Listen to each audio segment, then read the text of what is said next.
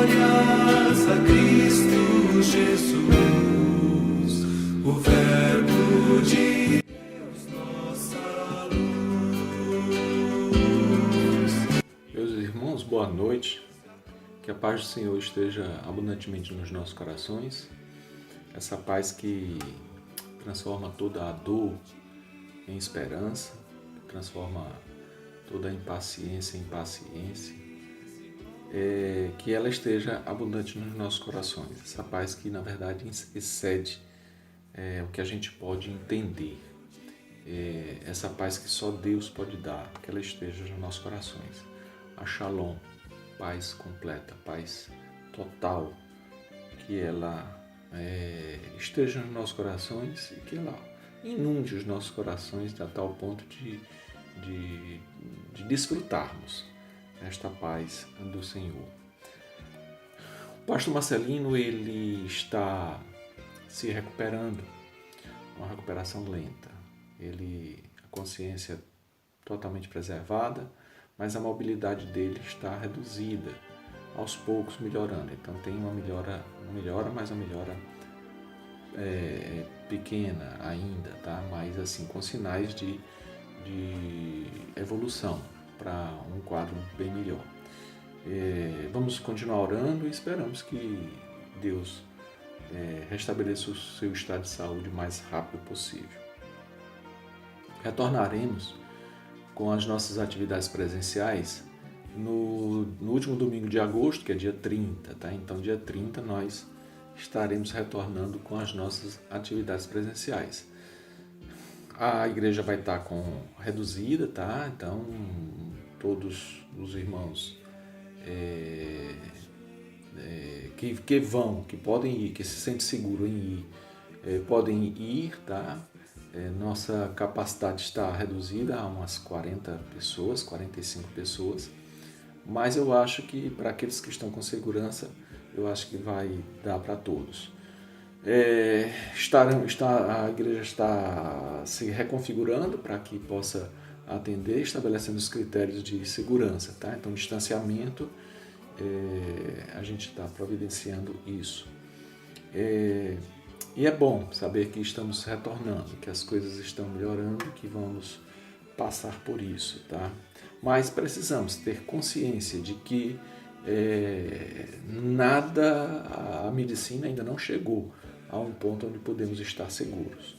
Então precisamos ter muita consciência neste retorno, tá? Muita consciência para que a gente não possa colocar em risco a nossa saúde nem a saúde do nosso irmão. O pregador de hoje à noite, o Capelete, ele mais conhecido como Macarrão, ele é uma pessoa que eu admiro bastante, é uma pessoa que tem uma vida dedicada ao Senhor. É muito bom conhecer a vida dele. E a sua pregação também muito boa, muito edificante. É uma pregação bem popular, bem que a gente pode entender tudo de uma forma bem simples. Ele prega de uma forma simples e esta forma também ela faz com que nós entendamos bem a mensagem que ele quer falar. Que Deus nos abençoe, que Deus abençoe o Macarrão em todas as suas atividades e que ele possa ser sempre esse exemplo que é para mim, que é para tantas pessoas. Que Deus o abençoe, que Deus nos abençoe, que Deus nos abençoe com o exemplo dele. Que o exemplo dele possa ser um marco na nossa vida, que a gente possa nos espelharmos também nele, tá? Vamos fazer uma oração para a gente iniciar nosso culto? Te agradecemos, Pai, por esta noite. Te agradecemos porque o Teu amor é profundo, o Teu amor é grande por nós. Sentimos o Teu amor por nós, Pai. Queremos Te pedir que Tu restabeleça o estado de saúde do pastor Marcelino, que Tu ajude cada vez mais, trazendo de volta a ele a confiança e sabendo, Pai, que Tu podes providenciar todas as coisas, nós confiamos e entregamos a Ti a vida do nosso pastor Marcelino, Pai. Queremos Te pedir também pelo ministério do Capelete, Pai, que Tu possas, Pai, a cada dia da sua vida, se espelhar, ser luz nele, para que ele possa refletir a luz que há em Ti. E essa luz possa também nos influenciar, que possa nos moldar os nossos comportamentos a entendermos um cristianismo autêntico, a entendermos um cristianismo prático, a entendermos, Pai, que devemos ser e fazer um cristianismo prático, Pai. Eu te peço isso, Pai, também pedindo pela saúde de todos os nossos irmãos, que neste retorno sejamos todos guardados por Ti, Pai, neste momento de retorno. É o que te pedimos, em nome de Jesus, Pai. Amém. E nos resgatou com imenso poder, tirou-nos da morte para novo viver. Louvores e glórias a Cristo Jesus, o Verbo de Deus, nossa luz.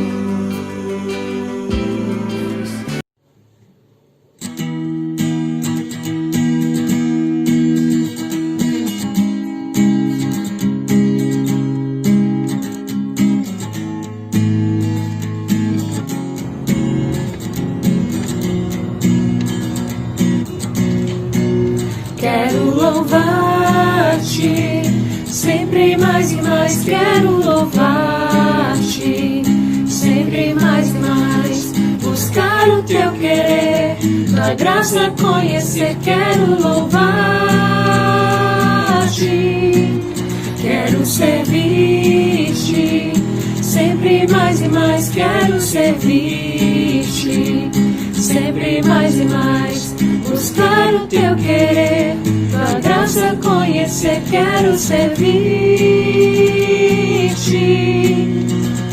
As aves do céu cantam para ti, as feras do campo refletem teu poder. Quero cantar, quero levantar as mãos a ti, Senhor.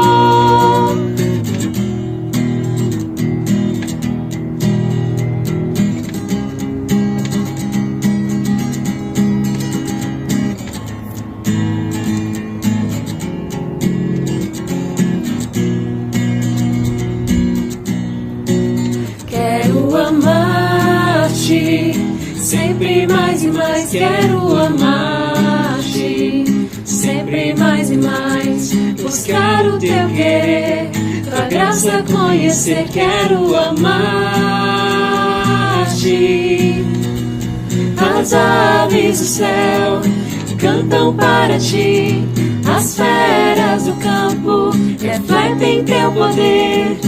Quero cantar, quero levantar as mãos a ti, Senhor. As aves do céu cantam para ti, as feras do campo refletem teu poder. Quero cantar, quero levantar as mãos a ti, Senhor.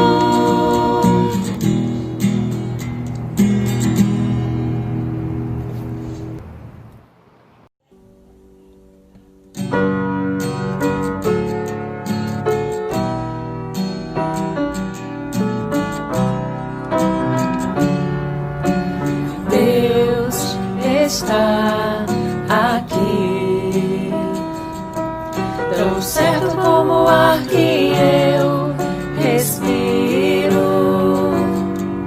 tão certo como a manhã que se levanta, tão certo como eu te falo e tu podes me ouvir.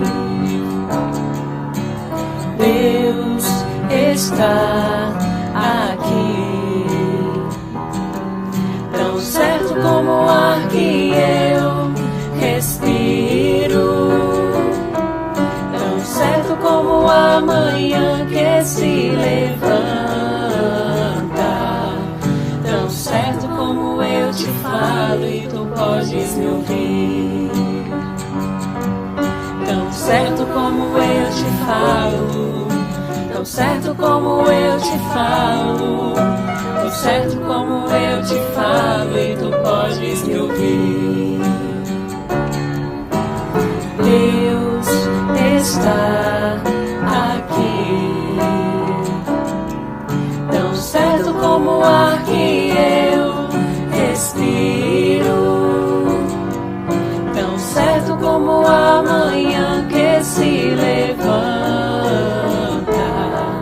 tão certo como eu te falo, e tu podes me ouvir.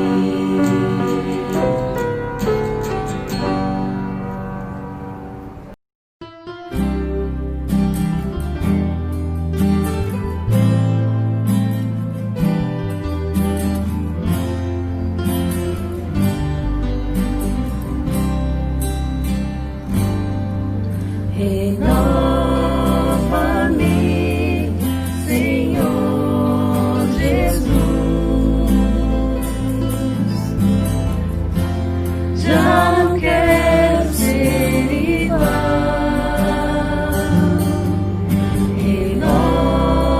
Renova-me, Senhor Jesus. Põe em mim teu coração,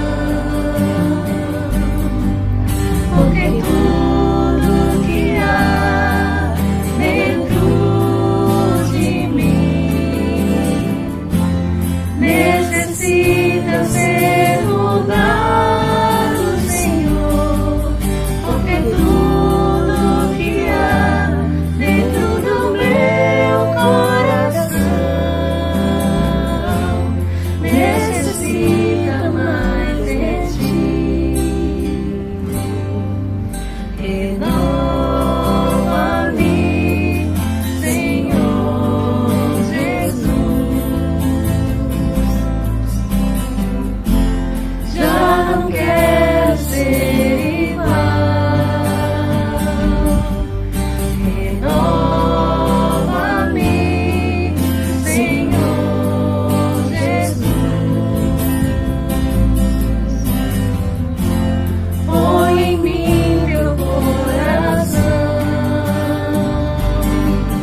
porque tudo que há dentro de mim necessita ser mudado, Senhor, porque tudo que há dentro do meu coração necessita mais de ti,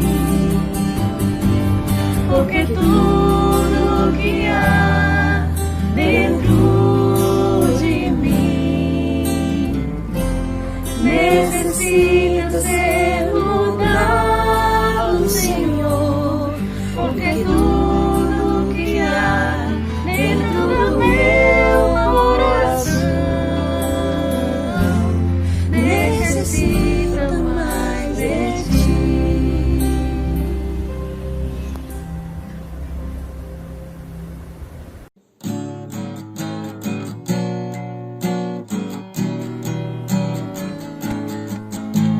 Em meio aos muitos problemas, em meio às lutas sem fim, por entre muitos dilemas que se apresentam pra mim, às vezes eu posso passar uma noite inteira a chorar, mas eu sei que meu Deus logo pela manhã fará novamente o sol brilhar, encherá de alegria os meus lábios e o meu coração de louvor.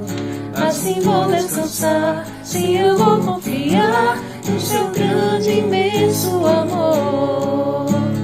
Deus é fiel,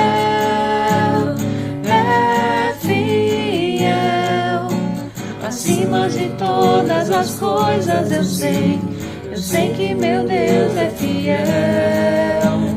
Deus é fiel,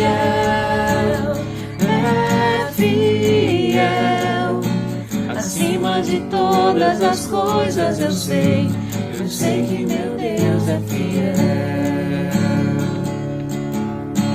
Em meio aos muitos problemas, em meio às lutas sem fim, por entre muitos dilemas que se apresentam pra mim, às vezes eu posso passar uma noite inteira a chorar, mas eu sei que meu Deus logo pela manhã fará novamente o sol brilhar, encherá de alegria os meus lábios e o meu coração de louvor.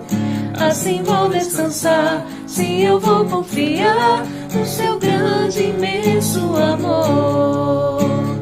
Deus é fiel, é fiel. Acima de todas as coisas eu sei que meu Deus é fiel. Deus é fiel, é fiel.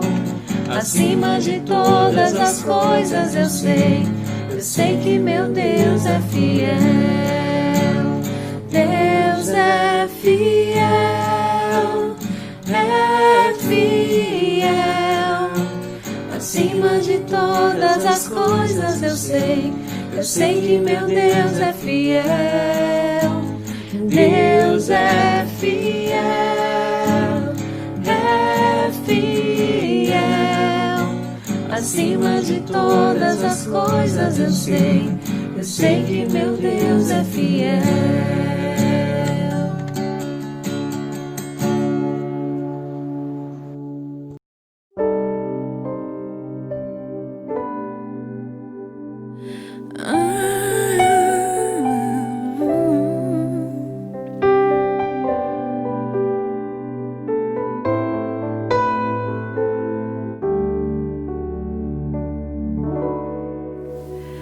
Em fervente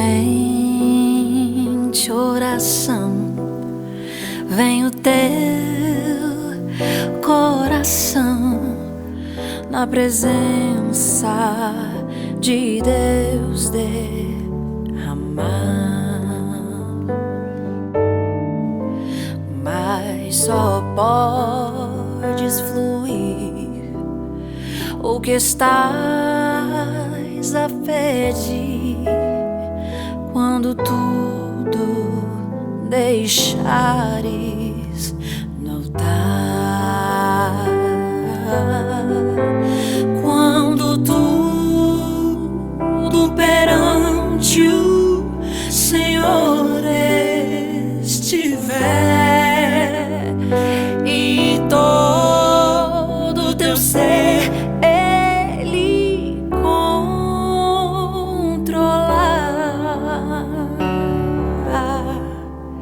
só então hás de ver que o Senhor tem poder quando tudo deixares no altar.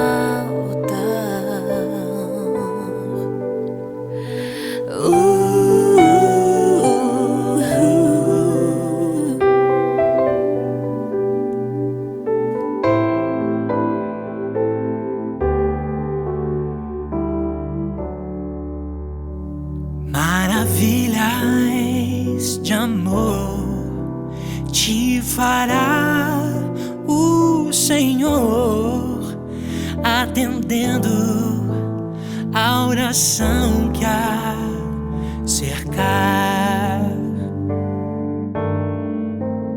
Seu imenso poder te fará socorrer quando tudo deixares no altar.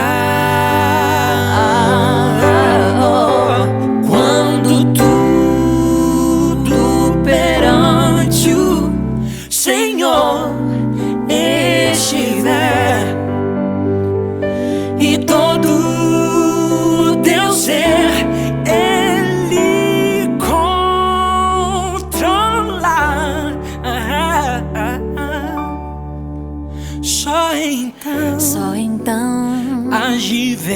hás de que o ver Senhor tem poder.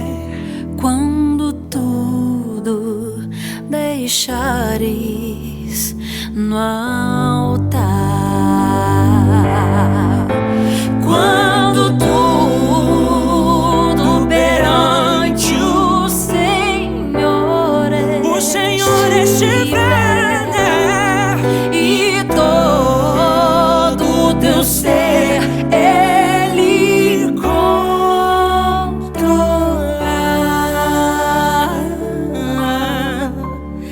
só então hás de ver que o Senhor tem poder quando tudo deixares notar. Quando tudo deixares no altar.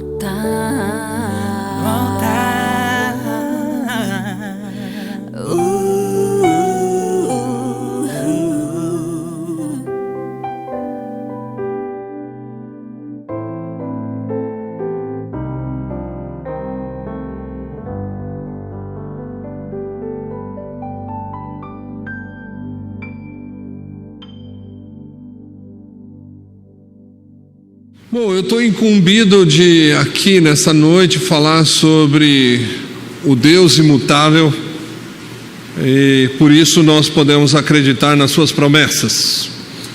Então, o texto que foi direcionado é Tiago 1:17. Nós vamos ler esse texto, mas depois eu quero sair do texto, porque para nós entendermos a imutabilidade de Deus, precisamos voltar para Jesus ali nos evangelhos. E eu perguntei para um pastor, um senhor já de idade, ele estava prestes para morrer, e eu era novo, isso não faz muito tempo, né? E eu perguntei a ele: qual é o segredo? Qual é o segredo de continuar no ministério por tanto tempo? Ele falou assim: leia os evangelhos, leia e pratique os evangelhos. Então, para mim, os evangelhos têm uma representatividade enorme para a minha vida, e os referenciais daquilo que eu tento viver e interpretar, e viver interpretando a pessoa de Jesus, está nos evangelhos. Então nós vamos ler Tiago 17:18, e depois eu gostaria que nós lêssemos João capítulo 5, e lá nós vamos tentar encontrar esse Deus que não muda, né? E é sensacional esse Jesus. Então Tiago, escrevendo a carta àqueles que estão na diáspora, aqueles que foram abandonados, perseguidos por causa do Evangelho, ele escreve da seguinte forma: toda boa dádiva e todo dom perfeito vem do alto, descendo do Pai das luzes, em quem não há mudança nem sombra de variação. Segundo a sua vontade, ele nos gerou pela palavra da verdade, para que fôssemos como primícia da sua criação. Amém? E vamos para o texto de João, capítulo 5, verso 1 e diante. É um texto onde nós vamos pensar. E é claro que quando ele fala sobre a palavra, é a palavra chamada Jesus. Ele é o Logos, ele é a pessoa. E quando o Tiago escreve, está tendo uma grande perseguição, as pessoas já tinham perdido as suas posses por serem cristãos, e eles estavam no caminho. E Tiago escreve que Deus é bom, e por isso ele não muda. Então nós poderíamos falar da palavra de Deus que ela é imutável, tudo vai passar, e a palavra de Deus não. E a palavra revelada é Jesus. Então Jesus, ele não muda, né? E por isso eu escolhi esse texto, para nós podermos pensar juntos sobre algumas ações que Jesus tem, que foi em benefício de alguns na terra. João capítulo 5, verso 1 em diante diz assim: passadas essas coisas, havia uma festa dos judeus, e Jesus subiu para Jerusalém. Ora, existe ali junto à porta das ovelhas um tanque chamado em hebraico Betesda, o qual tem 5 pavilhões. Nesse jazia uma multidão de enfermos, cegos, coxos, paralíticos, esperando que se movesse a água, porquanto um anjo descia em certo tempo, agitando-a, e o primeiro que entrava no tanque, uma vez agitada a água, sarava qualquer doença que tivesse. Estava ali um homem enfermo, havia 38 anos. Jesus, vendo-o deitado e sabendo que estava assim há muito tempo, perguntou: queres ser curado? Uma pergunta de corintiano para quem está doente. E respondeu-lhe o enfermo: Senhor, não tenho ninguém que me ponha no tanque quando a água é agitada, pois enquanto eu vou, desce outro antes de mim. Então lhe disse Jesus: levanta-te, toma o teu leito e anda. Imediatamente o homem se viu curado, e tomando o leito pôs-se a andar, e aquele dia era sábado. Por isso disseram os judeus ao que fora curado: hoje é sábado, e não te é lícito carregar o leito. Ao que ele lhes respondeu: o mesmo que me curou me disse: toma o teu leito. E perguntaram-lhes ele: quem é o homem que te disse: toma o teu leito e anda? Mas o que fora curado não sabia quem era, porque Jesus se havia retirado por haver muita gente naquele lugar. Mais tarde Jesus o encontrou no templo e disse: olha, que já está curado, não peques mais, para que não te suceda coisa pior. O homem retirou-se e disse aos judeus que fora Jesus quem o havia curado. E os judeus perseguiam Jesus porque fazia essas coisas no sábado. Mas ele lhes disse: meu pai trabalha até agora, e eu trabalho também. Amém? Joia. Então, essa história é uma história hiper interessante, porque alguns textos e alguns pensadores dizem que Jesus estava indo para a festa dos tabernáculos. Outros dizem que era a festa da Páscoa, em João capítulo 5. Então aqui nós podemos escolher qual é a festa que você quer ir, né? Junto com Jesus na história. Mas eu acho que seria muito legal se nós escolhêssemos a festa da Páscoa, onde o sacerdote entra no Santos dos Santos, sacrifica, sai no meio do templo e diz que o perdão da nação está perdoado. Então Jesus, ele já tinha passado por Samaria, ele já tinha visto a mulher, que ele faz com que essa mulher se torne missionária, mesmo tendo 6 maridos, e lá existe um encontro de 2 culturas muito interessantes, e Jesus, nesse encontro, ele está tentando tirar a inimizade de 6 séculos que existia entre os samaritanos e os judeus. Por isso ele fica mais de um dia ali. E incrível que tem tantas interpretações sobre esse texto, mas uma das interpretações mais interessantes que eu já ouvi tanto do Kenneth Bailey como do Joaquim Jeremias. Ele vai dizer que quando Jesus fala para os seus discípulos: levantai os olhos e vede que os campos estão brancos, existe um contexto cultural que os judeus, quando eles passavam e eram obrigados a passar por Samaria, eles deveriam de olhar para os pés, porque em Samaria não tinha pessoas, então eles não podiam olhar, levantar os olhos para ver, eles tinham que andar olhando para os pés, para reconhecer que são eles que estão passando, e mais ninguém poderia, eles não poderiam ver ninguém. E quando Jesus fala para que eles levantassem os olhos, é para que eles reconhecessem que dentro de Samaria existiam pessoas que também eram amadas por Deus. Então essa é uma das coisas que mais me chamou a atenção no capítulo 4. E aí Jesus, ele chega, é claro, que Jesus ele vai chegar antes na festa, né? Então, como ele não tinha nenhum lugar para dormir, e ele, em Jerusalém, ele devia de ter dormido na porta da cidade, e junto com os discípulos. E as festas dos judeus são também festas para reencontrar parentes e amigos. Por quê? Porque quando os discípulos tinham vários mestres, seguiam seus mestres, eles abandonavam a família e iam aprender.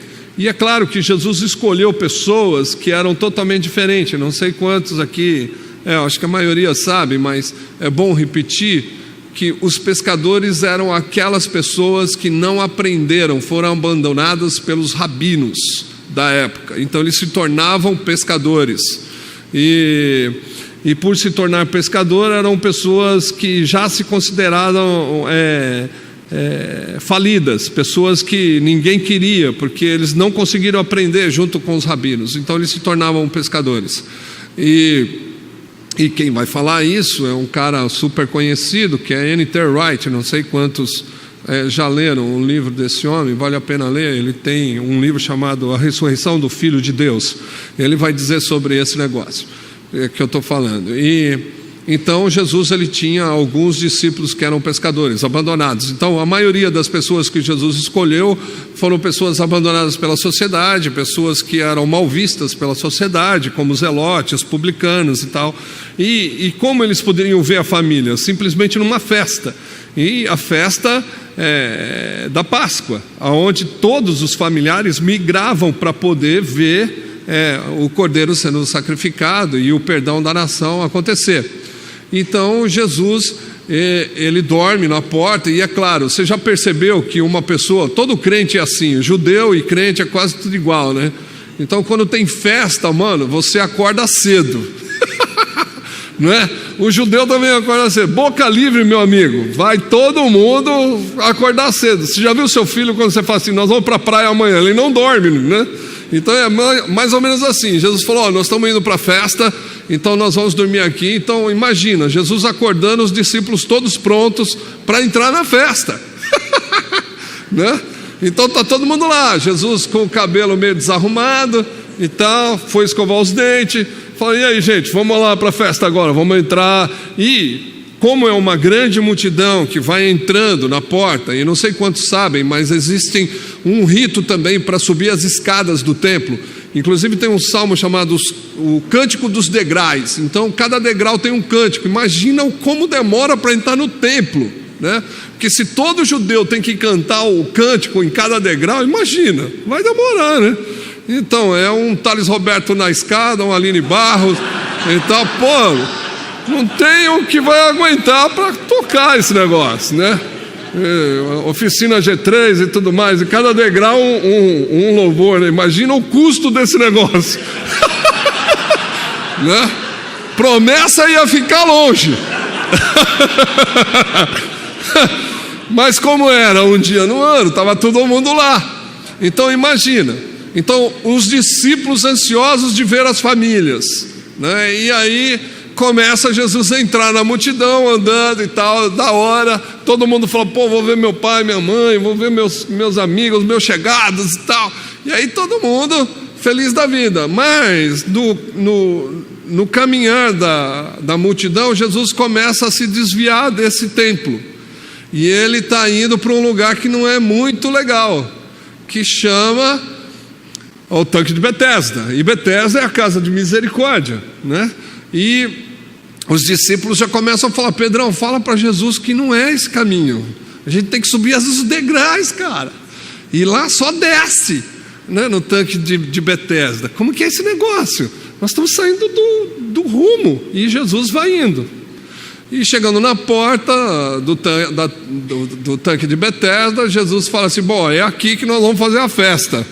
E aí os discípulos, caramba, mas imagina a festa lá no tanque de Betesda. O tanque de Betesda, a Bíblia diz que são 5 pilares. Então um lugar enorme, com uma multidão de cego, paralítico, coxo, doente, só gente doente lá, né? É tipo hospital do SUS, né? Assim, numa madrugada que houve várias coisas. Então Está lá, todo mundo. E imagina mais, no tanque de Betesda não havia banheiro. Então as pessoas, elas faziam as suas necessidades em qualquer lugar, porque eles tinham que ficar prestando atenção no tanque. Aí também não tinha assistente social e também não tinha banheiro, não tinha chuveiro para tomar banho. Imagina um homem de 38 anos, um homem com 38 anos dentro do tanque de Betesda sem tomar banho. Agora imagina uma multidão. Então lembra do seu filho quando ele tira o tênis, adolescente, sabe? Sai aquela coisa, não vou sair daqui o fedor. É mais ou menos isso que você vai sentir com uma multidão. E imagina mais, o anjo mexeu, tem cego na parada, alguém grita, mexeu, o cego vai pular para qualquer lugar. Ei, bicho, é cego com testa rachada, dá com pau, né? E esse homem, 38 anos no tanque, ele foi sendo empurrado para perto do tanque. 38 anos. Eu não sei quantos anos ele tinha, mas a gente pode imaginar, talvez 10 anos. Então ele teria 46 anos. Foi abandonado como criança. Também a gente poderia imaginar que ele tinha 56, porque ele foi 58, porque ele foi abandonado aos 20 lá no tanque de Betesda. Então não era casa de misericórdia, era lugar de abandono. Porque doença, se nós formos ver no capítulo 8 de João, nós vamos perceber que doença era sinal de pecado. Ou a família, ou ele pecou. Então a doença era um lugar de abandonar os parentes, as pessoas doentes. Então uma pessoa que é sã, ela poderia ter uma religião na época do judaísmo, mas a pessoa que era doente, ela não poderia existir. Então por isso escondiam no tanque de Betesda. Então imagina você, Jesus falando, vamos entrar aqui. Jesus, ele pega no bolso da toga o Vic Vaporub, passa no nariz, porque Vic Vaporub é mais velho do que meu avô, mano. Entendeu? Então devia ser da época de Jesus lá. E aí ele passa no nariz, os discípulos não tem Vic Vaporub para todo mundo, então eles entram tampando o nariz, porque devia de ser um odor horrível. Então imagina uma multidão sem tomar banho, uma multidão de gente ensanguentada, uma multidão de pessoas esperando, uma multidão de pessoas é legal, mas uma multidão esperando o anjo mexer. Então era tudo centrado no tanque, esperando a bênção chegar para poder sair. E Jesus vai entrando, e os discípulos vão com o nariz, pô, tá muito fedido esse negócio, cara, e a gente tem que seguir Jesus mesmo. E aí vai indo, Jesus queria ensinar algo, né? E aí, Pedrão, cuidado, vai pisar. Mas ele pisou numa coisa que era dura por fora, mas mole por dentro. E como não tinha sapato, né? E era só o chinelo, então imagina aquela coisa meia mole entrando no meio dos dedos, né? E é isso que acontece. Uma coisa louca acontecendo ali. E aí todo mundo pisando naquele negócio que era meio duro, meio mole e tal. E o fedor aumentou demais. E aí Jesus, ele chega perto do paralítico. Ou a Bíblia não diz que é um paralítico, a Bíblia diz que é um doente. Então a gente pode entender que possa ser um paralítico. E dentro desse contexto, não existia aquele colchão tipo caixa de ovo. Então imagina se ele é paralítico, que ele tem que ficar deitado na maca por vários anos. O que acontece com o corpo? Aquelas feridas todas vão estar se alastrando. E como ele está há 38 anos, ele está rolando com as feridas lá. Como não tem nome, a gente pode batizar o cara de Pereba, porque era Pereba, mano, né? Então cheio de ferida, assim, já pulgando o pus, o sangue. Imagina aquela coisa meia vermelha, descendo, mas com um verde no meio, né? Então o cara, 38 anos, ele devia estar com uma barba quase no pé, né? Porque não tinha presto-barba lá, e nem como fazer a barba, porque senão ia perder o lugar e tal. E aí imagina a toga dele toda colada com sangue e pus, aquela coisa verde, palmeirense. Uma roupinha básica, linda, cor verde. Depois você pode tomar o caldo verde, está tudo certo. Quando sair daqui você lembra da pregação, né? Tá bom? Então aí um palmeirense deitado no chão, chamado Pereba. E Jesus, claro que até Jesus tem um insight de corintiano. O cara 38 anos, perto do tanque, ele vai perguntar, quer ser curado? É pergunta de corintiano, cara. É a única pergunta de corintiano que Jesus faz na Bíblia. O resto é tudo de palmeirense, né? Então, Jesus ele pergunta pro doente, você quer ser curado? Pô, mas eu estou 38 anos aqui, ó, esperando o negócio mexer. Dá para você me pôr lá quando o anjo... Porque ninguém ajudava ninguém. Então, se você for perceber, Jesus cura e ele sai, os discípulos vão junto. E ele fala, olha, toma a sua cama, a sua maca e vai embora.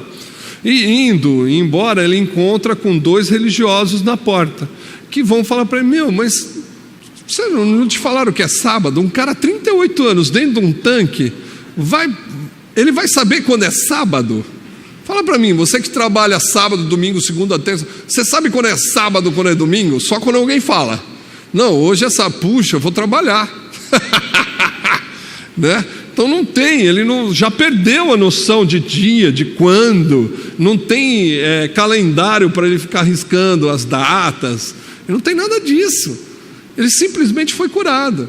Então os judeus, eles não perceberam o milagre, eles perceberam a lei era mais importante do que o milagre, então eles perceberam a maca mais importante do que o milagre que estava de pé. E aí ele foi para casa, fez a barba rapidinho, trocou a camisa, pôs uma camisa do Palmeiras, aquela branca com lista verde e tal, e foi para o templo. Chegando no templo, Jesus encontra o cara, senta atrás dele e fala, nossa, está limpinho agora aí, cheiroso aí e tal, beleza, né? Passou ali no supermercado, comprou uma havaiana, uma camiseta nova e tal. Então, vê se não pisa mais na bola, porque senão vai ficar pior para você esse negócio. E aí o que ele faz? Ele sai do templo e vai falar para todo mundo que Jesus tinha o curado. Mas ele não foi lá para evangelizar, como muitos falam, ele foi lá para denunciar. Ele foi lá para falar, não, meu, foi esse cara aí que me fez mal, mano. Né? Tinha curado, mas ele fez o mal, porque no dia de sábado ele não podia sair com a maca. Né? Então, essa é a historinha que nós lemos, que tem tudo a ver com o nosso tema, que nosso Deus ele é imutável, né? Então, o que eu quero dizer nessa noite, eu trouxe aqui umas 12, 15 páginas para ler, mas eu resumi aqui, senão não vai dar tempo. O que nós podemos ver desse texto? A primeira coisa que nós podemos ver é que a religião, ela impede você, muitas vezes, de ver o milagre. Então essa é a primeira coisa que a gente pode ver nisso. A religião impede você de ver o milagre. A segunda coisa que nós podemos ver é que o tanque de Betesda, naquela época, é a igreja de hoje. Porque está todo mundo focado em receber algo do tanque. Então todo mundo vem para receber algo. Não estou falando que são todas, mas algumas igrejas são assim. Esperam para receber e não esperam para obedecer, esperam para receber. Então, a relação do tanque com a igreja de hoje é: a igreja, ela espera para receber, mas ela não foi feita para receber, ela foi feita para ir. A igreja, ela foi chamada para ir, ela não foi chamada para receber. Ela já recebeu uma ordem e precisa ser obedecida em todos os seus parâmetros do que Jesus disse. E Jesus, quando ele ressuscita, ele tem uma palavra que ele vai dizer: assim como o Pai me enviou, eu envio vocês. Então a mesma missão que Jesus tem, a igreja deve ter. Então, qual é essa missão? Qual é esse mandato? que Jesus ele recebe. Lá em Lucas 4:18, a Bíblia vai deixar muito clara que Jesus ele veio e recebeu o Espírito Santo. E o Espírito Santo o enviou para fazer algumas coisas. Primeiro, a libertar os cativos, a dar vista aos cegos, a evangelizar os pobres e anunciar o ano aceitável do Senhor. Esse é o propósito e o objetivo maior. Então, uma das coisas que me faz enxergar a imutabilidade de Deus é a insistência de Jesus de cumprir a sua missão. A insistência do Cristo, do Deus encarnado, a cumprir a missão dele. Isso é ser imutável. Ele é imutável em várias coisas que nós poderíamos dizer. A sua palavra é imutável. As coisas que acontecem, está tudo sob o controle de Deus. Mas essas coisas, eu acredito que todos nós já sabemos muito. Mas uma das coisas que está faltando a igreja encarnar é assumir essa responsabilidade da missão ao qual Jesus veio fazer e transferiu ela para a igreja de Jesus, para a igreja dele. Então, uma das coisas que eu escrevi aqui é que nós temos um Deus imutavelmente com um compromisso com os esquecidos. Essa é um dos compromissos que Deus ele tem como compromisso eterno. Os esquecidos, os pobres, os órfãos, as viúvas. No Antigo Testamento os profetas falavam. Por que eles falavam? Porque o reinado não estava cumprindo. Não que cumpriu porque o profeta disse. O profeta estava denunciando. E o papel da igreja em relação aos esquecidos é também denunciar essa diferença social que o mundo está tendo hoje. E nós muitas vezes esquecemos. Jesus ele é imutável, então ele tem um compromisso com os esquecidos, com os pobres. E por isso ele precisa e ele tem como responsabilidade ir aonde eles estão. E uma das coisas que é papel do Deus imutável é estar em lugares que ninguém vai. Qual é a escolha que nós estamos fazendo diante de um Deus que é exemplo para a nossa vida? O exemplo é o Deus que não muda, mas é um Deus que tem um objetivo de alcançar os esquecidos e os pobres, porque é papel dele, é missão dele. E ninguém pode tirá-lo do caminho que ele traçou para a vida dele. Isso é a imutabilidade, não mudar o caminho. Ele pode desviar a história do homem, porque não cumpre com o papel que foi lhe dado, mas ele não muda. Ele poderia estar na festa, sim, mas por causa da missão, ele foi até o tanque de Betesda. E quantos tanques de Betesda nós temos no mundo hoje? A igreja, ela precisa estar a lugares que ninguém está, para cumprir o papel dela, para cumprir aquilo que Jesus mandou. É algo que nós precisamos entender. Ou criamos os tanques de Betesda, ou vamos até os tanques aonde tem os bolsões de pobreza para poder cooperar com eles, porque ali Deus se revela e Deus vai estar lá. É isso. É uma das coisas que nós precisamos entender. Ele imutavelmente escolheu o seu papel na sociedade, é estar entre os pobres, porque é isso que ele diz. Eu vim para evangelizar os pobres. Não sou eu que digo, é a Bíblia que fala. É a Bíblia que diz que ele é o Deus dos órfãos. É a Bíblia que diz que ele vai dar família ao desamparado. É a Bíblia que diz que aquele que foi abandonado, ele vai se tornar família com ele. É a Bíblia que fala. Não sou eu que digo, é a Bíblia que nós acreditamos que ela é imutável, que ela não muda. A palavra de Deus sempre vai ser a mesma. Tudo pode mudar, menos a palavra de Deus. Então é uma das coisas que nós temos que entender. Ou lemos o que a Bíblia fala que ela fala, ou lemos o que interpretamos. É algo que nós precisamos entender. A palavra de Deus ainda é imutável. E se ela é imutável, tem alguma coisa em dificuldade com o mundo. Por quê? Porque a gente pode ver nas pesquisas. Nas pesquisas nós podemos ver. E eu separei aqui algumas delas. Então diz assim: sabe-se que hoje se produz 3 vezes mais alimentos do que a população do nosso planeta necessitaria para viver. Ou seja, a alimentação tem para todos. Em contrapartida, 1 em cada 9 pessoas passa fome no mundo. Nós somos 7 bilhões e 500 milhões de pessoas no mundo. Ou seja, o mundo em si se tornou um tanque de Betesda, que a igreja precisa denunciar, porque Deus, Ele está falando que nós precisamos dar comida a quem tem fome. É isso que Jesus diz em Mateus 25, de 34 em diante. Qual é a resposta desse Deus? A resposta desse Deus imutável é mandar uma comunidade para sustentar o grito do faminto, porque o grito do faminto é algo que precisa ser respondido imediatamente. Não é algo que precisa ser esperado, mas é algo que precisa ser respondido imediatamente. Ou seja, 1 em cada 9 pessoas no mundo passa fome.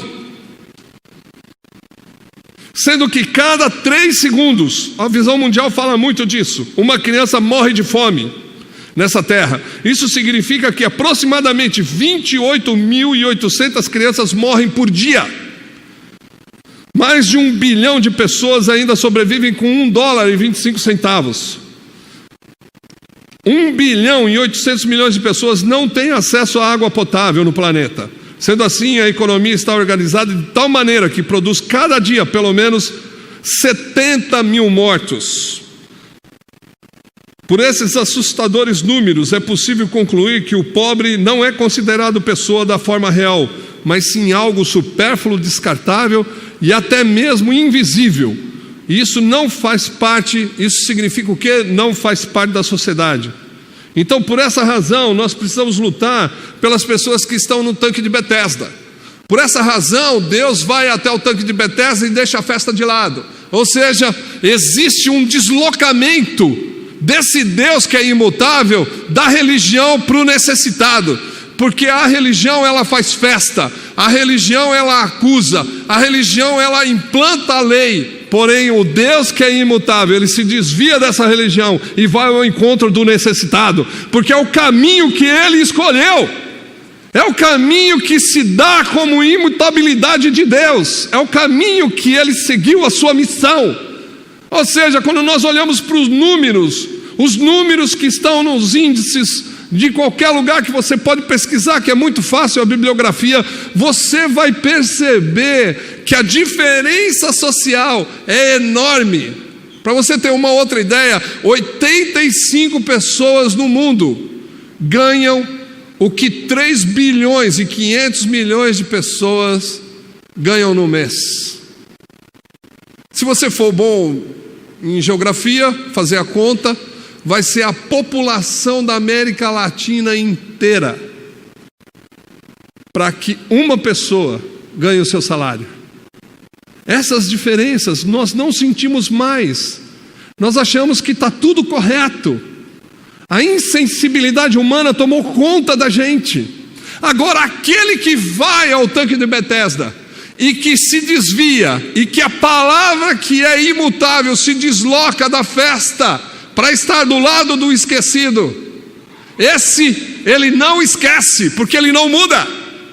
Nosso Deus, ele não muda, e por isso ele não esquece do faminto, ele não esquece do sedento, ele não esquece do nu, ele não esquece daquele que não tem habitação, ele não esquece do necessitado. Porém, a terra, o mundo já esqueceu. Agora, por que ele esqueceu?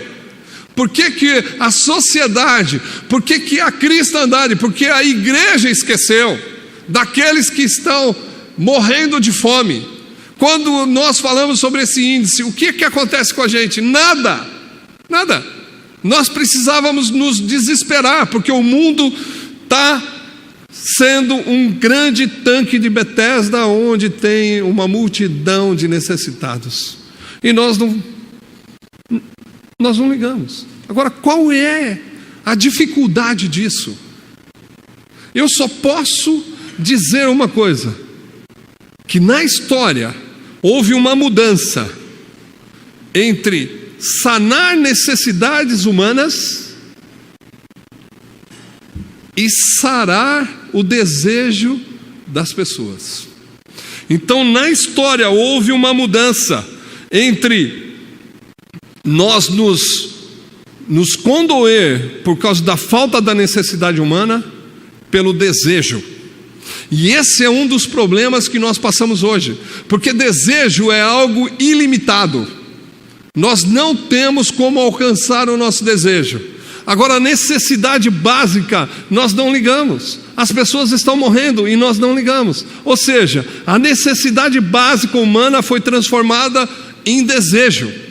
E aí, desejo é ilimitado.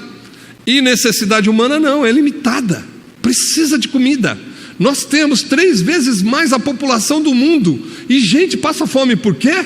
Porque existe um tal de comércio, existe um tal de mercado. Porque as pessoas que produzem, elas não doam, elas têm que vender. E se elas não vendem, elas jogam fora. É isso. O mercado faz isso. Nós não temos mais sensibilidade ao outro, porque o que vale é aquilo que eu ganho e não aquilo que eu sou. E é essa uma grande dificuldade. Por causa do desejo, é aquilo que um economista diz, que eu esqueci o nome, mas ele diz da seguinte forma: o desejo é aquilo que o capital introduziu para que a necessidade humana fosse eliminada. Então, mesmo nas declarações do nosso país, não existe pobre, não existe fome, não existe. Existe sim satisfação do desejo. Agora, é claro que uma pessoa que tem uma casa de 100 mil, uma casa da praia de 500 mil, um carro de 80 mil, ele quer alcançar 100 mil no investimento, ele quer alcançar 1 milhão de investimento. Ele quer alcançar uma casa de R$1 milhão, ele quer alcançar um carro de 300 mil, ele quer alcançar uma casa na praia de mais de R$1 milhão, porque isso é o desejo, e esse desejo é alimentado por poucos, e isso passa a ser necessidade de todos. Por isso que quando você vai na favela, você vê a pessoa não tendo nada, não tendo casa, não tendo o que comer, mas ela vai ter uma televisão 50 polegadas. Por quê? Porque a televisão de 50 polegadas se tornou uma necessidade para que ele seja igual àqueles poucos que têm uma televisão de 50 polegadas. Isso significa o quê? Que a necessidade humana já passou por ela e eles não têm mais sentimento. O que eles querem é ser igual àqueles que aparecem na mídia. É isso. Então, nós deixamos de ser sensível à necessidade humana porque estamos distante, querendo cumprir os nossos desejos. Mas a vontade de Deus, que a Bíblia diz, é socorrer o faminto. Mas nós não fazemos. Por quê? Porque nós temos que satisfazer o nosso desejo, que é ilimitado. É isso. Nós abandonamos o socorro das pessoas necessitadas para satisfazer os nossos próprios desejos. E é uma das coisas que nós fazemos muito. Não, eu não posso ofertar mais. Eu não posso ofertar mais porque eu tenho um sonho a realizar. Eu não posso dar minha vida porque ainda não cumpriu tudo aquilo que eu queria.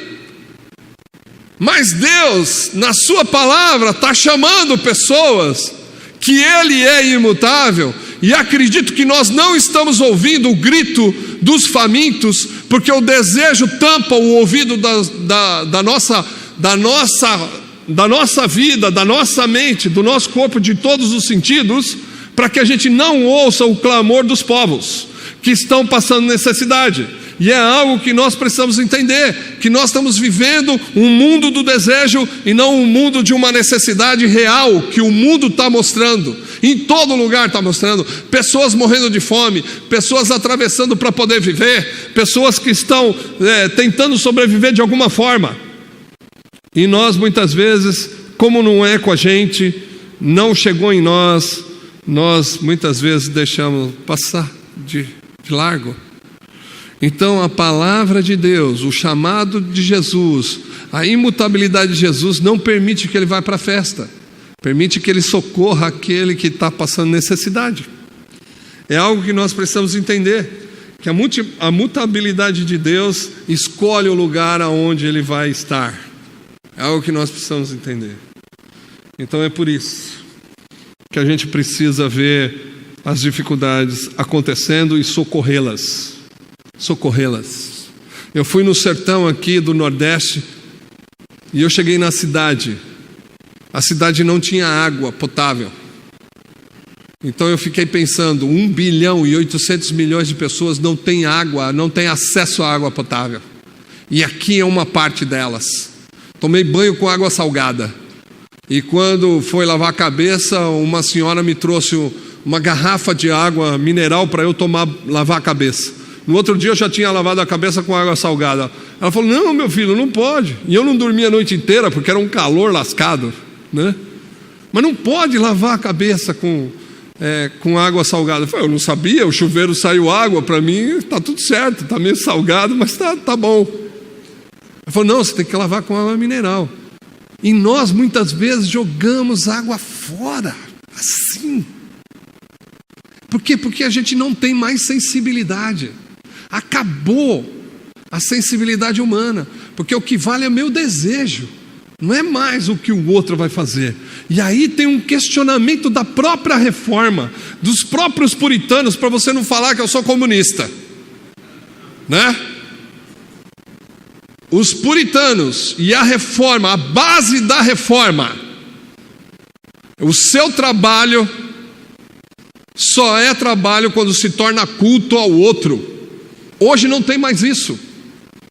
Não tem mais isso, é base da reforma. O trabalho é culto para servir o outro. Nós não temos mais isso. O meu trabalho é para eu cultuar a mim mesmo. Eu servir a mim mesmo. A reforma e os puritanos trabalhavam para servir o outro. Tanto é que os puritanos ficaram ricos na Inglaterra, né? Se você for ler a história. Mas eles ficaram ricos. E aí eles perguntavam, mas você vai fazer o que com esse dinheiro? Não, vou dar. Foi aonde houve um grande avivamento missionário. Por quê? Porque tinha dinheiro e eles queriam investir no outro. É isso, é base da reforma. E nós esquecemos até da reforma que nós vivemos. Há muitos anos atrás, vai se fazer agora 500 anos. E aí nós esquecemos disso, é base da reforma. Por quê? Porque o dinheiro não é meu, é de Deus. Eu preciso servir o outro, por quê? Porque Deus mandou. A palavra de Deus, ela é viva. Quando nós servimos e obedecemos, quando deixamos de obedecer, ela morre em nós e morre na sociedade. Parece que a sociedade abandonou a Deus, ou alguns dizem que Deus abandonou a sociedade, por isso que ela está desse jeito. Porque nós não queremos mais fazer o que Deus manda na sua palavra. E a sua palavra é imutável. Jesus foi servir a pessoa que estava abandonada. E nós fazemos o quê? Então, uma outra coisa que nessa história a gente pode tirar de verdade da imutabilidade de Deus é que Deus, Ele continua sendo santo. É imutavelmente santo. Ele não vai mudar a sua santidade. Agora, não é uma santidade religiosa. Não é uma santidade que se separa. Não é uma santidade que você é pecador, eu sou santo, você lá, eu aqui. Isso é santidade da religião. E isso a gente pode ver no Antigo Testamento. Quando um leproso, ele era leproso, ele tinha um lugar. Quando a mulher do fluxo do sangue ela estava com fluxo de sangue, ela tinha um lugar para ficar. Então, quando os doentes estavam doentes, eles tinham o tanque de Betesda para estar separado da sociedade, abandonado. Por quê? Porque eles não podem estar na sociedade porque são pecadores, tem que estar longe. E se nós tocarmos num impuro, nós nos tornaremos impuros. Essa é a religião. Por isso que muitas vezes a gente conversa e fala, mas você não tem que ir lá no prostíbulo? Não, eu sou santo, eu não posso ir no prostíbulo. Não, ninguém pode me tocar, eu não posso ir lá. Não, mas por quê? Jesus não iria? Iria, com certeza. Conversou com uma mulher samaritana, e ainda que tinha um monte de marido, e você acha que ela não ia? Ele ia. Não, porque lá é impuro. Sim, lá é impuro, mas por que nós temos que ir? A religião fala que eu não posso ir, porque senão eu vou me tornar impuro. E é isso que a religião fazia na época do Antigo Testamento. O que você tinha que fazer quando tocava num leproso? Levítico vai falar que você tinha que rapar tudo. Rapar o cabelo, sobrancelha, tirar os cílios, a barba, os pelos do corpo, do braço, os pelos de lá, o pelo do pé. Em todo lugar você tem que tirar o pelo. E aí quando você passava pelado, sem pelo, né? Pelado é sem pelo, né? O que o pessoal fala? Ih, ó, esse cara aí tocou no leproso, ó. Estigmatizado por tocar no impuro. Agora Jesus não, Jesus é diferente. A santidade que é imutável é essa santidade que nós temos. É a santidade que toca e não se torna impuro, mas toca para tornar com que a pessoa se torne pura. É isso? Essa é a nossa santidade. É uma santidade que não muda. Foi Jesus que nos deu. E é incrível que muitas vezes nós mudamos até a forma de viver o cristianismo para não fazer as coisas que Deus quer. Ele é imutável, Ele muda pessoas aonde Ele quiser, mas nós precisamos estar lá, porque somos cooperadores da missão de Deus. É algo que nós precisamos entender. E eu estava num dia entregando, eu vou falar essa história, mas você não se escandaliza não, né? Eu estava entregando uns bombons para as moças de programa, e nós entramos em todos os prostíbulos assim que tem, boates, e nós estamos entregando e falando assim, ó, a gente está aqui para falar que Deus não esqueceu de você, quero te dar um bombom. E sentamos no meio das mulheres que estão seminuas e tal, elas não estão completamente nuas, então, e também se tivesse não tem problema. Aí a gente dá o chocolate e conversa com as meninas, algumas pedem oração, outras levam você para o fundo para você orar, e assim vai. Aí teve uma menina chamada Simone que ela disse para mim, você é o quê? Eu sou crente, vim te dar um presente e falar que Deus não esqueceu de você, porque Deus não esquece. A igreja pode até esquecer, as pessoas podem até esquecer, a sociedade já te esqueceu, já te usa como objeto, mas Deus não te esquece. Ele está sempre aqui. Aí ela falou, eu tenho música evangélica, já fui crente. Eu falei, pô, que legal, canta uma música aí. Mano, quando essa mina cantou lá no prostíbulo, eu falei, meu Deus do céu, que música, que voz linda, os pelos meus, assim, porque o crente tem que sentir, né? Então eu falei, poxa vida, mano, que legal, mano. Deus está aqui. Aí ela cantou uma música linda. Eu falei, você quer saber de uma coisa? Eu vou trazer um cara que é dono de estúdio aqui para te ouvir. Porque eu não entendo de música, minha voz parece uma taquara rachada. Então eu não sei distinguir, mas eu vou trazer um cara aqui que manja de música para ver se você cantar bem mesmo. Aí cheguei, chamei o cara e falei assim, mano, vamos ali, ó, que eu vou te mostrar uma mina que canta bem. Ele falou, vamos. Aí quando eu fui descendo, ele falou, mas nós vamos aonde? Eu falei, no prostíbulo ali na esquina. Aí, pô, pastor, não avisei minha mulher. Eu falei, não tem problema, você está comigo. Eu falo para tua mulher, você foi e saiu, eu não deixei você lá, né? Se você quer ir no prostíbulo, você pode ir comigo, né? Se você não sair, eu sei que você é alvo do meu ministério. Né? Ai, caramba. É uma forma de ver se o cara é crente ou não, né? Então, aí eu levei o cara lá, chamei a cafetina, que já é minha amiga. Falei, cadê a Simone? Porque Jesus tinha amigo de tudo quanto é jeito, pecador, publicano, né? Esses são os amigos de Jesus imutável, né? Não é santinho, né? Que vai todo dia arrumadinho, né? São pecadores. Amigo de Jesus, Jesus é amigo de pecador. Talvez ele é muito chegado meu por causa disso. Mas assim, aí entrei e falei, cadê a Simone? A Simone está trabalhando, ela já desce. Aí sentei lá no meio das meninas, falei, senta aqui. O cara estava vermelho, duro. Eu falei, senta aí, cara. conversar aqui. Aí a cafetina falou: quer um café, pastor? Eu falei: eu quero. Aí tomei um café. Aí o cara falou: como que você toma café? Eu falei: ué, ela deu, eu tomo. Aí ele falou assim: mas você sabe de onde veio a xícara? Eu vou lá perguntar onde veio a xícara. Alô? Aí tomei o café. Estava até meio amargo, mas tá tudo certo. Tomei o café, aí vem a Simone, se arrumando, se limpando e tal, com toalha. Eu falei: Simone, trouxe o cara aqui, mano, você vai cantar uma música. Aí eu falei: peraí, pastor, vou me trocar e tal. Se trocou, chegou e falou: canta aí pra ele. Mas qual música eu vou cantar? Qualquer uma, mano, canta aí. Aí ela começou a cantar. Aí o cara, pá, caiu o queixo. Uma mulher canta muito, canta muito. Eu falei: meu, essa mina canta muito, vale a pena gravar um CD. Aí desce uma mulher lá de cima: Simone, você está cantando. Aí falou um palavrão, não posso falar aqui. Aí você pensa algum palavrão, como você já pensou, né?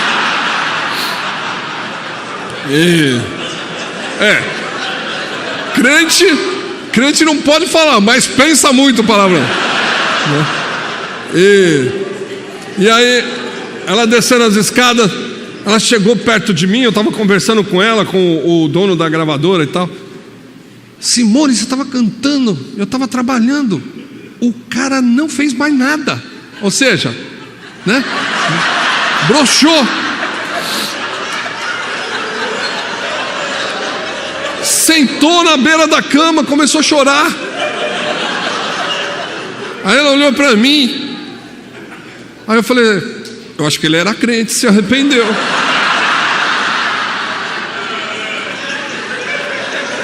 Ela falou: eu acho que ele era mesmo. Então não importa o lugar, o que importa é onde Deus está. Ali Ele vai mudar a gente. Ali é o lugar da santidade, onde Deus se revela, onde Deus se encontra, onde Deus Ele se mostra. É o lugar da santidade. Ele não muda a sua santidade, não importa onde Ele esteja. Ele não muda. E por não mudar, Ele vai ao tanque de Betesda tocar numa pessoa que está há 38 anos doente, perebento, e faz com que esse homem se limpe e saia do lugar de opressão. Ele veio para libertar os cativos. E por isso a igreja tem que trabalhar para curar pessoas e libertar pessoas da catividade, porque é o papel dela fazer isso, porque o papel de Jesus é dessa forma que Ele faz. É assim que vive a vida cristã. Não é algo que a gente precisa ser mirabolante, mas é algo que precisa ser simplesmente vivido. Então não é um evangelismo que vive, mas é a evangelidade de Jesus, é a evangelidade que temos que viver. É algo que nós precisamos encarnar. É a evangelidade, não tem jeito. Tem que ser igual Jesus na terra. Tem que ser. É algo que a gente precisa entender. Ele é santo, Ele não vai mudar. As pessoas mudam com Ele, mas Ele nunca vai mudar. É maravilhoso. Por isso que eu amo esse Jesus. Por isso que eu quero sempre buscá-lo cada dia. Porque a gente pode entrar nos piores lugares, mas quando nós chegarmos, alguém vai identificar que Deus está lá. É maravilhoso. Sinal de Deus. A imutabilidade dele é ser santo. Não vai mudar, aonde ele estiver. A outra coisa que eu quero dizer, que já acabou meu tempo, é que Deus, Ele é imutavelmente salvador e não condenador. Ele veio para salvar, é um dos objetivos dele. Ele não veio para condenar ninguém. João 3,17 diz que o Pai enviou para Ele salvar e não para condenar o mundo. É isso que Ele diz. E se nós formos olhar no Evangelho todo, Ele não condena ninguém. Ele veio para salvar. Salvar do quê? O homem já está condenado. Paulo diz que todos pecaram e todos estão destituídos da glória de Deus. Todos já pecaram. Todos estão condenados. Mas Jesus, ele veio para salvar, tirar da condenação. É algo que ele quer fazer. Então, em todo o Evangelho nós vemos isso. A mulher que foi considerada adúltera entre os religiosos, os fariseus levam ela até Jesus, ela senta na areia, Jesus, claro, desenhando o símbolo do Palmeiras na areia, você pode pôr o que você quiser, então é o símbolo de Jesus. Jesus desenhando o símbolo do Palmeiras lá na areia, ele simplesmente fala: bom, quem não tem pecado, atira a primeira pedra. Os religiosos vão pensar: não, eles têm pecado, por isso que não atiraram. Não é isso. Jesus está igualando todo mundo, porque na verdade ele queria salvar a todos e não só ela. Jesus não queria salvar só ela do apedrejamento. Jesus queria salvar eles da sua própria religião falida. Porque esse Deus, ele não muda, o papel dele é o mesmo: não condenar. Ele não pode condenar, porque a condenação já está em quem não crê. Quem não crê está condenado, é o que a Bíblia diz. Agora, Jesus, ele veio para salvar da condenação. É algo que a gente muitas vezes esquece. E a religião, sim, ela condena, ela aponta, ela põe para baixo. Jesus não. Jesus levanta e diz para a mulher: então, alguém te culpou? Não, ninguém me culpou. Então, se ninguém te culpou, nem eu. Vai e não peques mais. O que significa isso? Significa que ela virou santa agora? Que ela não vai pecar mais? Não, ela pecou. Ah, mas como que você diz que ela pecou? Porque ela é humana, e quem é humano erra. Quem não erra deixou de ser humano.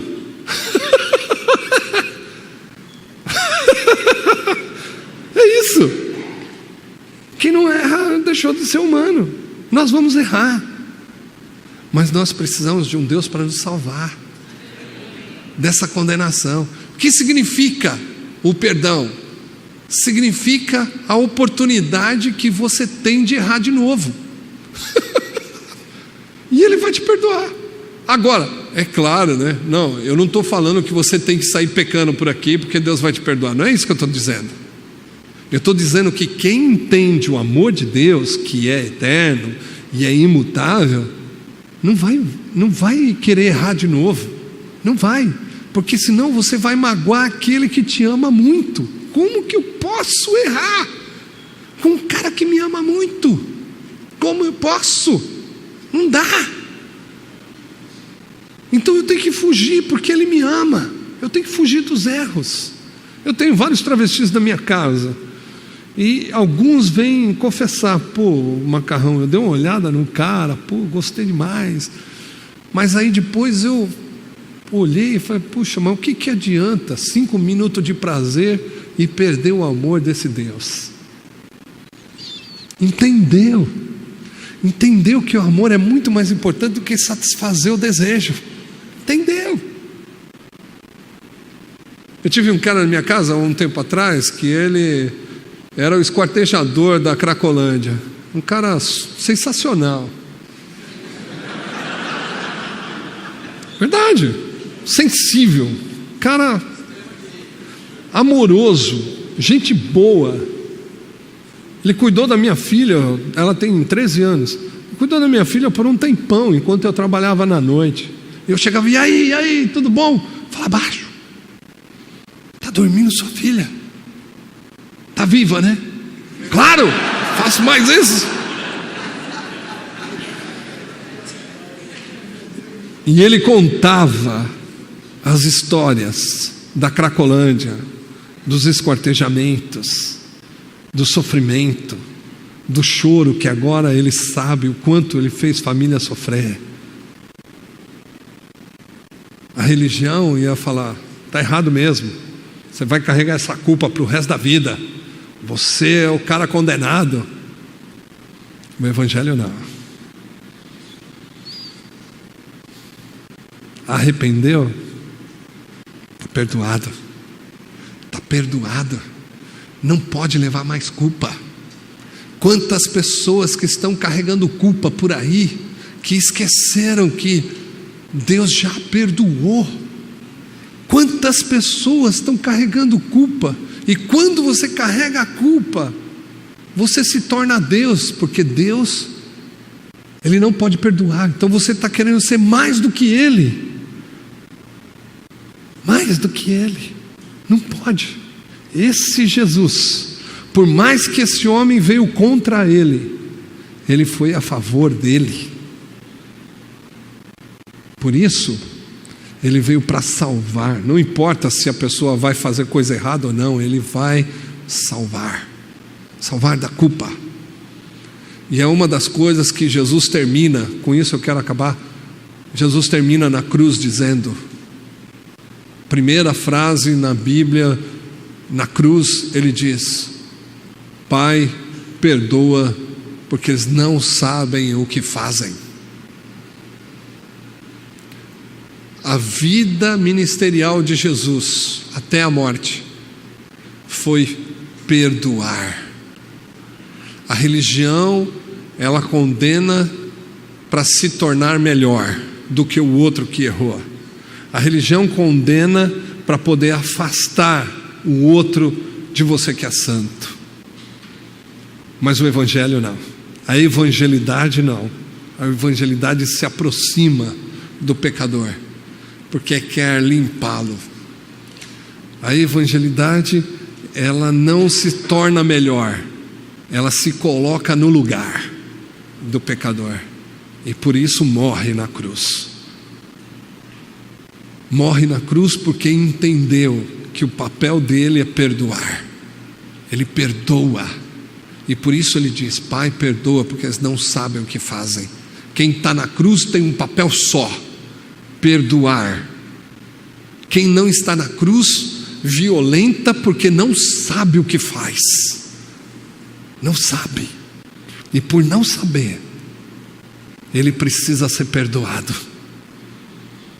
Quantos de nós, nessa noite, temos inimigos ferozes, que nós mesmos criamos, e nós não perdoamos? A igreja cristã, ela é imperdoável, implacável contra o pecado.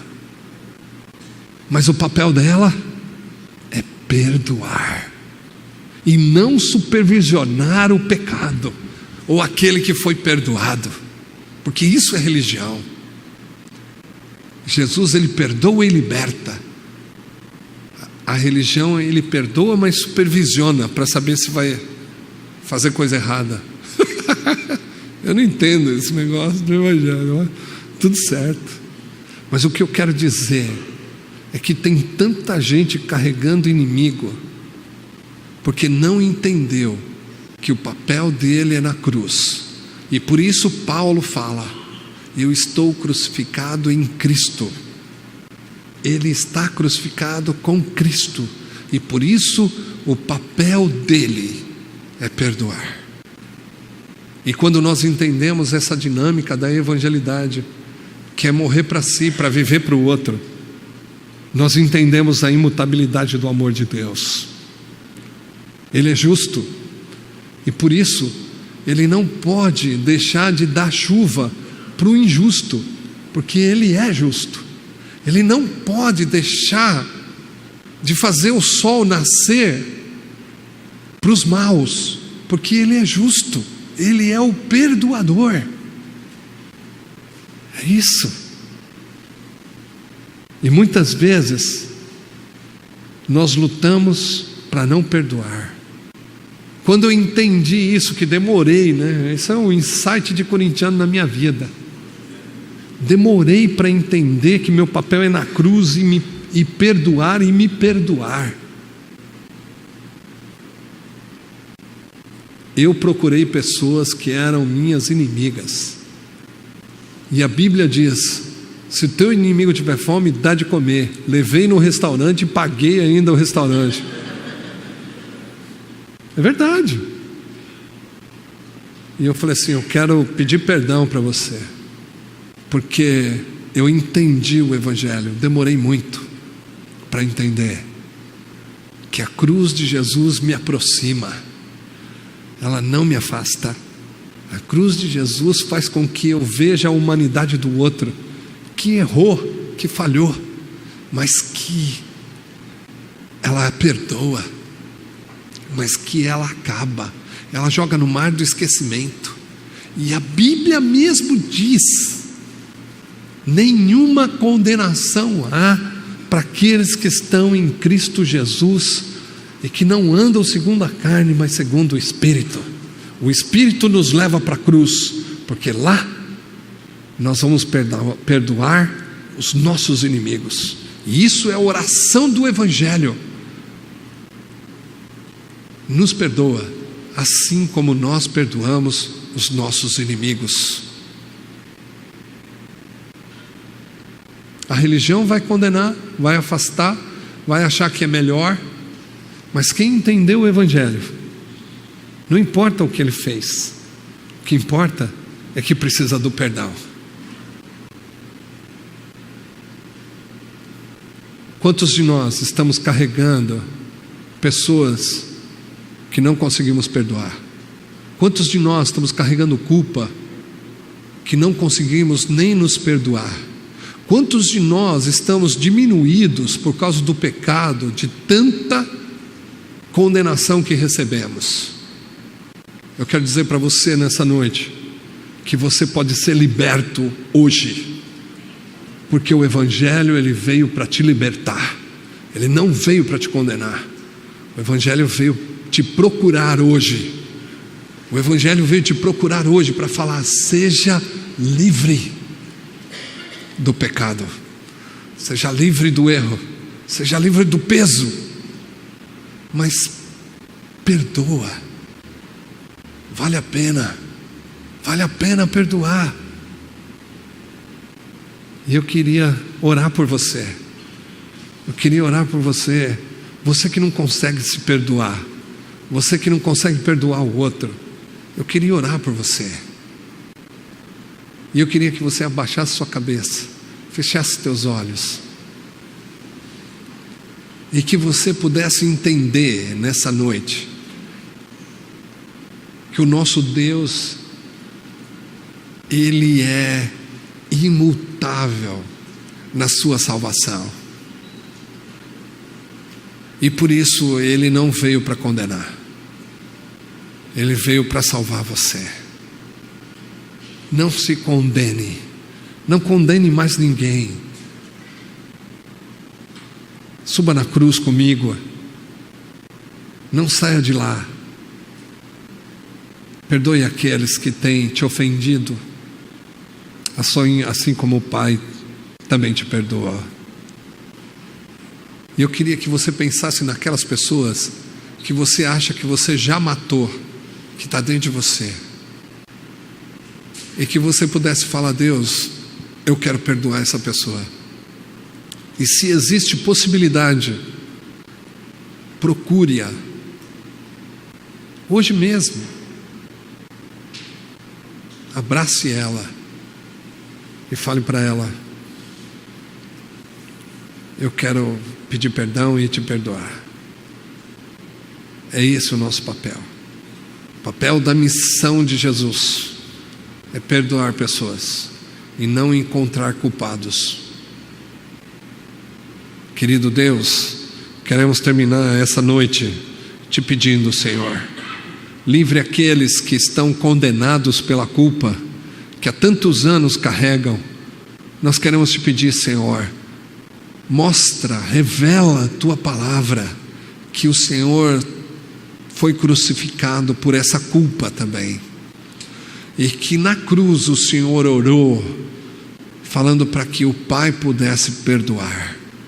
Então, Senhor, que a gente não seja mais Deus da nossa culpa, mas que a gente entregue debaixo da tua cruz essa culpa, e que o sangue de Jesus nos lave, perdoando os nossos pecados. Deus, nos ajuda, nos libertar das pessoas que muitas vezes nós mesmos fazemos os nossos inimigos. nos ajuda a perdoar, nos ajuda a levantar pessoas, nos ajuda, Senhor, a não condenar, nos ajuda, Senhor, a ver possibilidade e chance das pessoas viverem sem culpa, para a glória do Teu nome. Oramos e Te agradecemos. Amém.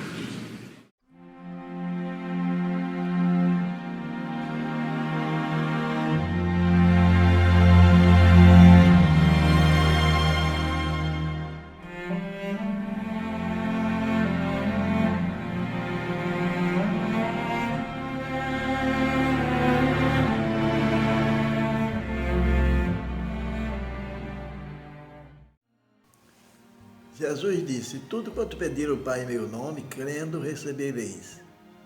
Eu sinto-me feliz em poder estar com vocês hoje à noite, trazendo a minha satisfação de ter ouvido a mensagem transmitida pelo pastor, a mensagem que conforta o coração de todos nós. Que nós usemos a nossa vida de fé, que orando, confiando no Senhor Jesus, façamos o trabalho de acordo com a vontade dele e o efeito é positivo. Eu agradeço a Deus a oportunidade e te pedimos agora que o Senhor Deus atenda nossos pedidos, nossas súplicas. Faça com que nós tenhamos a confiança de que tu estás ouvindo a nossa mensagem, nossa necessidade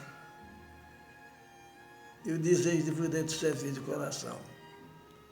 Que o santo e poderoso amor de Deus, nosso Pai, que a comunhão e a consolação do Espírito Santo reine em nossa vida e no coração de todo o povo de Deus, de hoje por toda a eternidade.